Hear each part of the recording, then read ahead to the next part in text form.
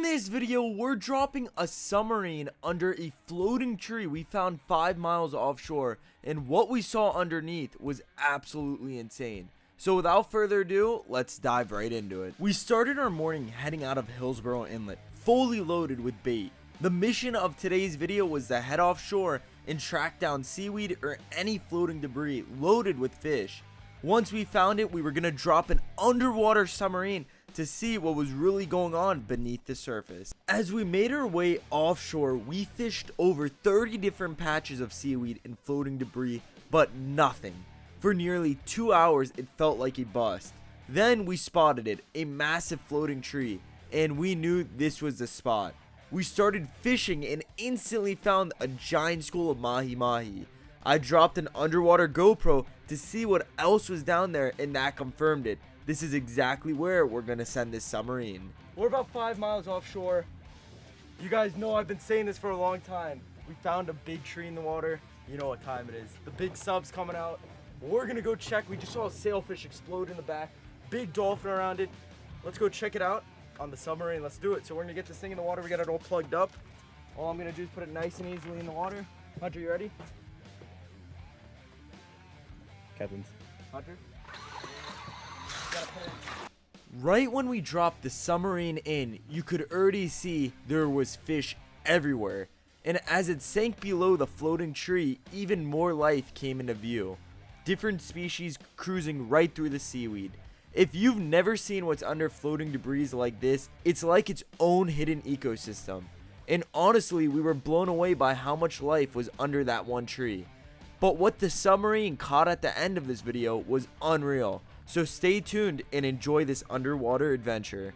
So we made our way toward the floating tree. We could already spot a bunch of almaco jacks, triggerfish, and even some chubs hanging around. But once my brother Hunter decided to dive deeper beneath the tree, that's when things got crazy. We started capturing footage of so many different species down there. That fish that just swam past the submarine is one of the best eating fish in the ocean. It's called a tripletail. They love hanging around floating debris just like this. As we kept exploring around the tree, we spotted an awesome variety of fish. But our main goal on this day was to capture one of Florida's most prized fish on this submarine, and that's the mahi-mahi. At first, they were a little spooked by the submarine, but after putting in a ton of time with the submarine, we finally started getting into them. So now we repositioned the sub to get a better angle of what's under this tree, and things started to get really good. You're about to see a small fish swimming around with a yellow tail, and that's a rainbow runner. They're some of the best fish you can eat raw, and they make an amazing sushi. This fish was a really small guy, but as we kept exploring under this tree, you'll notice there are so many different species down there. And if you're into underwater exploration, drop a like on this video, and if we hit 200 likes, we'll take this submarine out to a sharky reef off of Jupiter, Florida.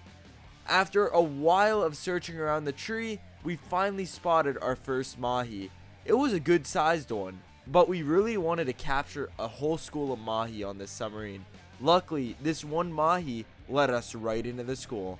We finally found a school of mahi, so I started tossing out chunks of bonita and they went crazy. You can see they're mostly smaller mahi, but there are definitely some keepers in the mix. As we worked through the school, we spotted another tripletail, and this one swam right up to the camera. We followed him back to the tree, and now you can see there are actually 2 solid-sized tripletail under there. And here's a quick tip: if you're going to keep tripletail, they have to be at least 18 inches, and for mahi-mahi, the legal size is 20 inches to the fork.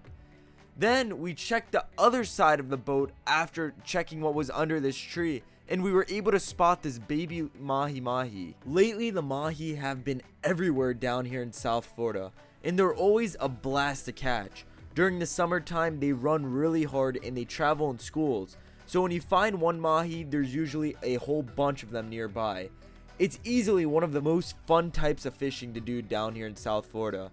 Here's a little clip of the rest of the family fishing for these mahi while we had the submarine in the water. And as you guys can tell, these mahi were everywhere around the boat. So my brother Austin, all he was doing was he had his hook. He would then take a little bonita chunk, He would rig it up, toss it out there, and let me tell you, the bait would sit for about a second before a mahi grabbed it.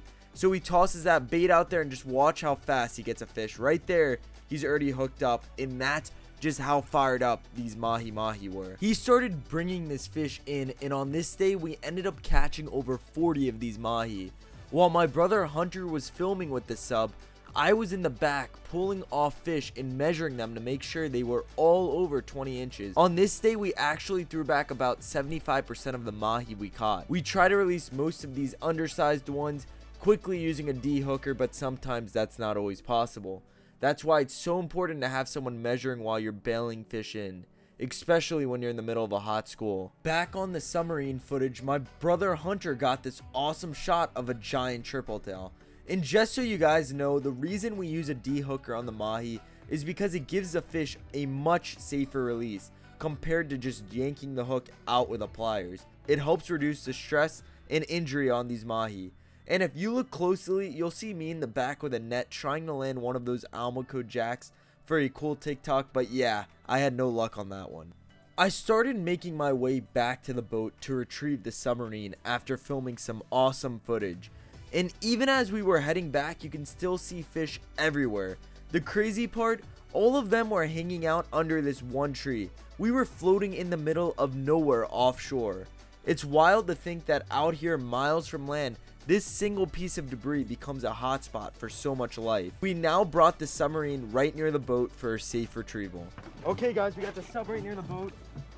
We did our full video. We're gonna come here. All I'm gonna do is I'm gonna grab the back of the sub, and we were able to retrieve this beautiful sub. We hope you guys enjoyed this underwater fishing video, and we hope to see you guys in the next Barjack's Family Fishing video.